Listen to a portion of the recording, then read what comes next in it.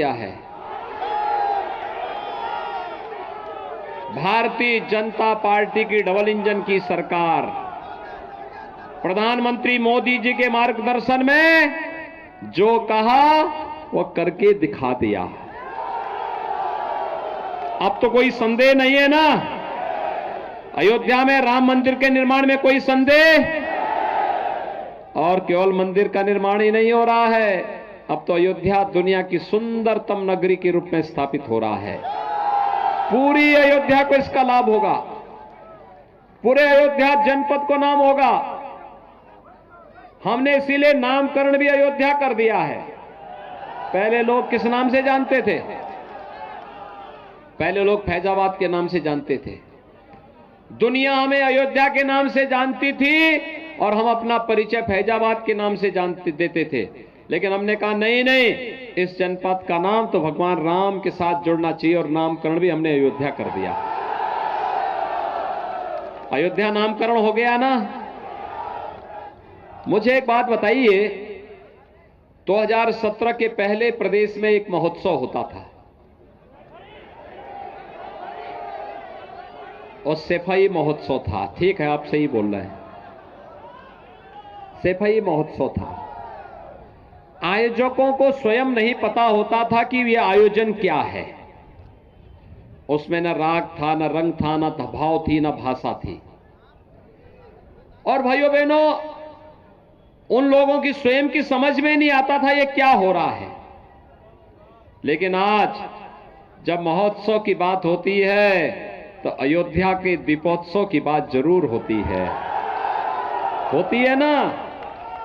हर घर में दीप जलता है ना, राम जी की पेड़ी दीपों से जगमगाती है ना, हमारी अयोध्या दीपों से जगमगाती है ना। और गरीबों के घर से आने वाली मिट्टी से जब दीपक बनता है तो उसकी भी आय बढ़ती है और अयोध्या दुनिया के अंदर चमकती है। घर क्या, यानी गरीब का घर भी रोशन होता है और पूरी अयोध्या की रोशनी से पूरी दुनिया अपने आप को जोड़ती है। भाइयों बहनों, नए भारत का यही नया उत्तर प्रदेश है। इस नए उत्तर प्रदेश में अयोध्या का दीपोत्सव, और होली आ रही है तो वृंदावन बरसाना का रंगोत्सव।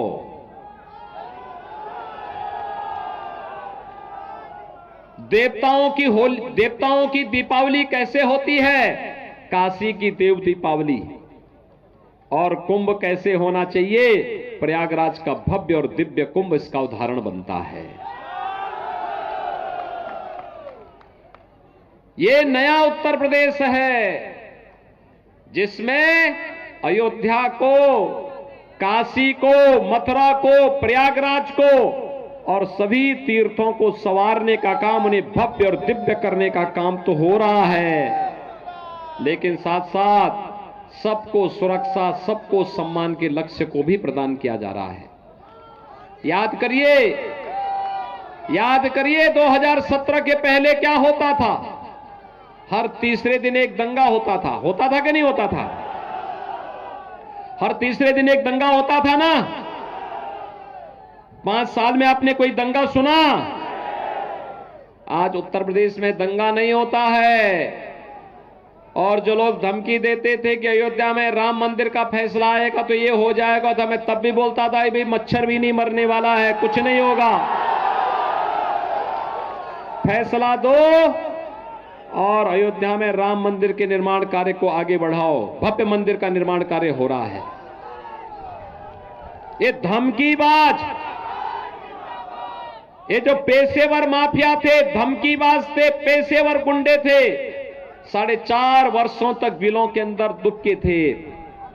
चुनाव की घोषणा के बाद फिर से बाहर आकर के धमकीबाज बन गए, धमकी दे रहे हैं।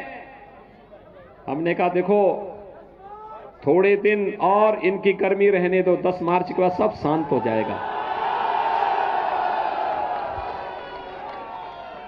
10 मार्च के बाद सब अपने आप शांति।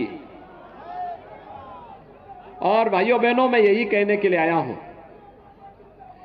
याद करिए भारतीय जनता पार्टी की सरकार बनी,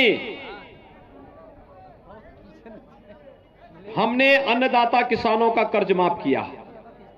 पहला काम क्या किया था? अन्नदाता किसानों की कर्ज माफी का।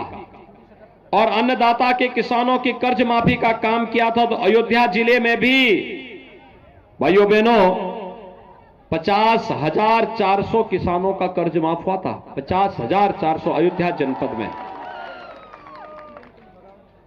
हमने दूसरा निर्णय लिया था अवैध बूचड़खानों को बंद करने का। अवैध बूचड़खाने बंद होने चाहिए कि नहीं होने चाहिए?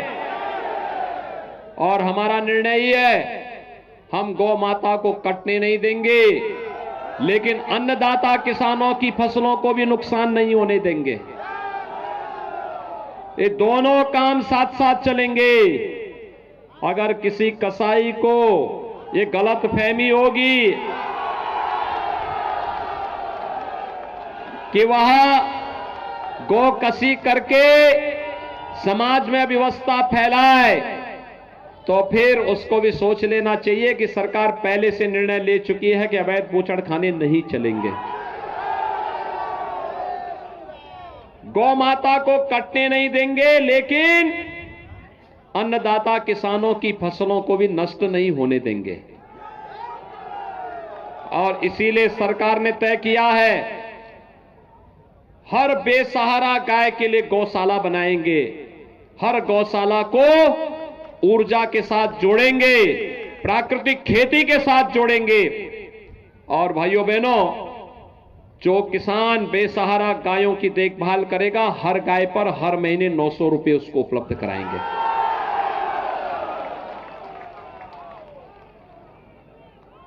गौ माता की भी रक्षा होगी और साथ साथ अब कोई अवैध बूचड़खाना नहीं चलेगा। जैसे अपराधी अपने गले में तख्ती लटका करके थाने थाने खड़ा होता है ना कि जान बख्श दो,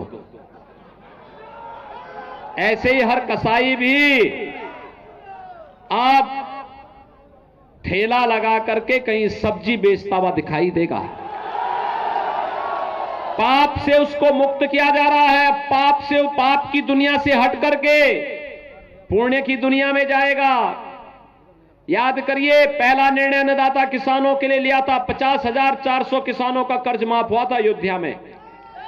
और भाइयों बहनों, दूसरा निर्णय हम लोगों ने लिया था, बेटियों की सुरक्षा के लिए एंटी रोमियो स्क्वाड हर थाने में गठित हुआ था।